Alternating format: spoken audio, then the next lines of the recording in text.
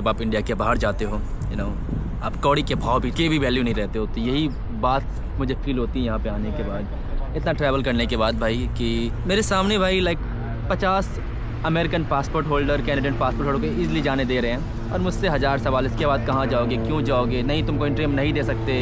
उसने मेरे को पता है क्या बोला, मैं तुमको एंट्री नहीं दूंगा। फिर मेरे को ना आ गया गुस्सा कि यार वीज़ा फ्री क्यों है, हटा दो वीज़ा फ्री, हटा दो। फिर बोलो इंडिया के लोगों को पासपोर्ट लेके आने के लिए, वैसे वीज़ा लेके आने के लिए वीज़ा फ्री हटा दो। मैंने उनको ये बोला, ठीक है अगर तुम इतना प्रॉब्लम कर ही रहे हो तो वीज़ा फ्री हटा दो। हाँ सबका हटा देगा नहीं, आप हटाना है तो हटा ही दो पूरा, कि सबका बोलो इंडिया से लेके आए अमेरिका का वीज़ा, अमेरिका वीज़ा पे फ्री करो। यहाँ पे ना एक्चुअली जो बारबाडोस के अंदर है आपको किसी वीज़ा की ज़रूरत नहीं होती। यूएस, यूके, कनाडा किसी चाहिए नहीं। इंडियन पासपोर्ट पे बारबाडोस वीज़ा फ्री है।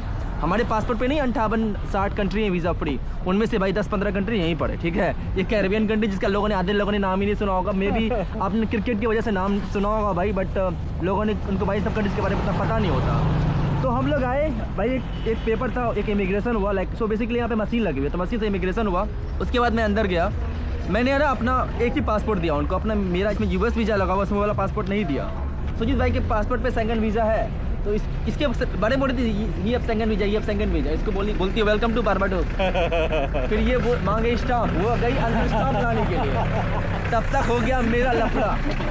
और दोनों इमिग्रेशन ऑफिसर मिलकर बात करके क्या पता नहीं, हाँ। मुझे एंट्री भी मिला था, सुविधा स्टाम्प देने के लिए गए, तो तब तक के लिए वो दूसरा इमिग्रेशन वाले से कुछ बात किया, जो शुभम भाई के साथ इमिग्रेशन कर रही थी। हाँ। तो क्या हुआ पता नहीं, अचानक 2 मिनट के बाद मेरे पास आके कुछ पूछने लग गया।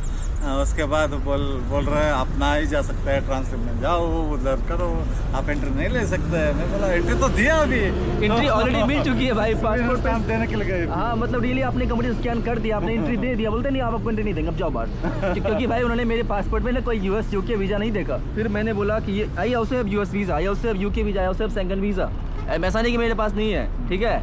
तो फिर दूसरा पासपोर्ट लेके गया मेरा, फिर पता नहीं उसका एक सीनियर आया, ये वो काफ़ी दिमाग ख़राब किया, बोला नहीं जा सकते, नहीं जा सकते। फिर एयरलाइन वाले को बुलाया भाई, एयरलाइन वाले हमारा बोर्डिंग पास लेके चले गए।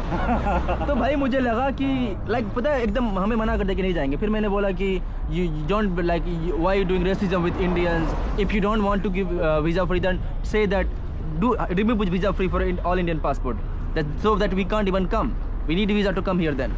तब उसके बाद लेकिन इमिग्रेशन ऑफिसर ने फिर बुलाया भाई उसको, एयरलाइन वाले को बुलाया, और एयरलाइन वालों को पता नहीं क्या क्या बोला उन्होंने भाई। एयरलाइन वाले हमारा बोर्डिंग पास ही लेके चले गए।